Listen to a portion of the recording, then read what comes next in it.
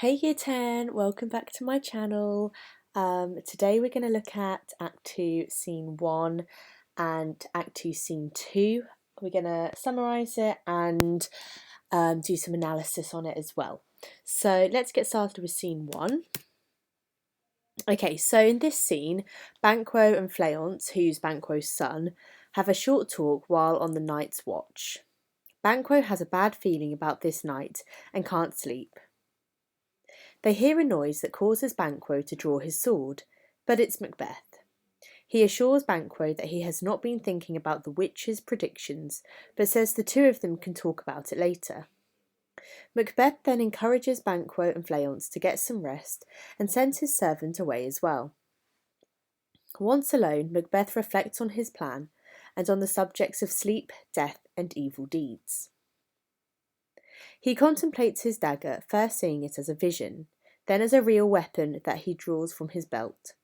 He hopes he will be able to carry out his plan, and when he hears a bell in the distance, he moves on to Duncan's chamber. Interesting. So we've got that theme of the supernatural coming through there, of violence, and of course death. Okay, Scene 1 analysis.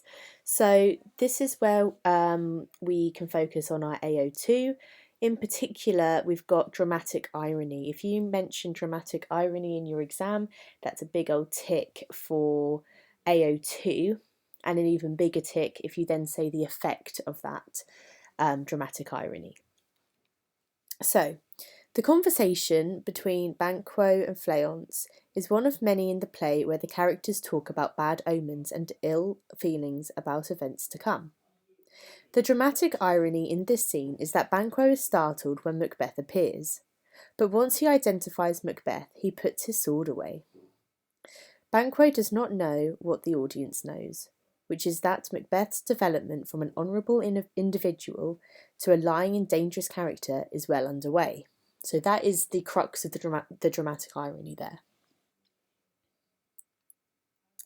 He is the one they should be guarding against, but Banquo and Fleance have no way of knowing that, especially when Macbeth lies and tells Banquo he hasn't thought about the witches. Once Macbeth is alone with his thoughts and away from his wife's goading presence, his conscience provokes yet another moment of hesitation. He sees a vision of his dagger. Whether this vision is the result of a supernatural influence or a manifestation of his guilty conscience is unclear, even to Macbeth. He observes that the vision points his way to Duncan, but when the dagger shows bloodstains, Macbeth determines the vision is a product of his anxious mind. He decides he must act before he talks himself out of committing the deed. So can you remember that quote, which was heat oppressed brain? This is him talking about the dagger, the vision of the dagger being a manifestation of his anxious mind. Observing that the hour is ripe for the murder and that the ringing bell is inviting him to strike, he decides the bell is Duncan's death knell and approaches the king's chamber. Okay, so moving on to Scene 2, let's do a lovely summary of Scene 2 now. As you can see, it's slightly longer than Scene 1 because, of course, we're in the aftermath of the murder. So this is an important scene. Okay, Lady Macbeth feels energised and inspired by the excitement of the night's events. Although an owl's hoot startles her as she waits for Macbeth to return, when she hears him at the door, she wonders if something has gone wrong. She notes that she would have killed Duncan herself had he not resembled her sleeping father. When she lets Macbeth in, he carries 2 daggers, and his hands are blood-stained. He confirms he has killed Duncan. Oh my goodness. He then relays that, after the murder, he overheard 2 men waking in another room, one of whom cried out, "Murder!" as he woke. The men then said a short prayer and fell asleep again. Macbeth dwells on the fact that he could not say amen when he overheard the men's prayer, even though he needed a blessing. So, of course, this brings about the fact that Macbeth is regretful for committing regicide, and and is now starting to regret this since he's now gone against God, so he can't even bring himself to say the word amen.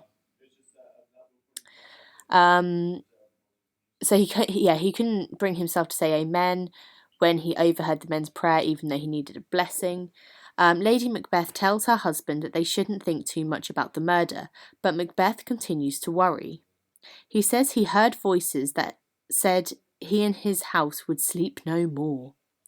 She tells him again not to think about it, lest he drive himself insane.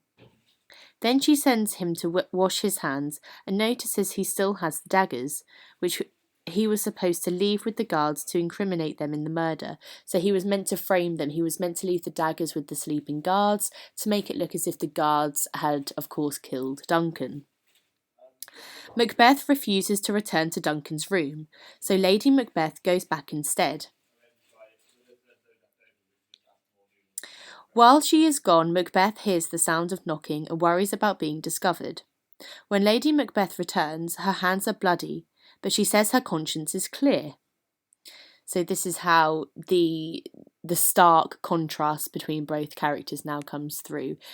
Lady Macbeth doesn't have a guilty conscience, Macbeth clearly does. The knocking continues, and Lady Macbeth realises it is someone at the castle gate. So at this point of the scene, it's very, very tense. The audience will be right on the edge of their seats. She says they should wash and get in bed so they appear to have been sleeping. Macbeth expresses a final note of regret, saying he wishes the knocking could wake Duncan. Okay, now we can move on to an analysis of this scene. Okay, so Lady Macbeth's words and actions illustrate her investment in the plot and paint her as the brains behind this operation. Again, rejecting a traditional feminine role, she says she has been drinking with Duncan's guards. The drink put them to sleep, but it made her feel bold, i.e. confident and assertive. She even admits that she considered committing the murder herself, although her reason for restraint, Duncan's resemblance to her own father, reveals a slither of the guilt that she denies feeling.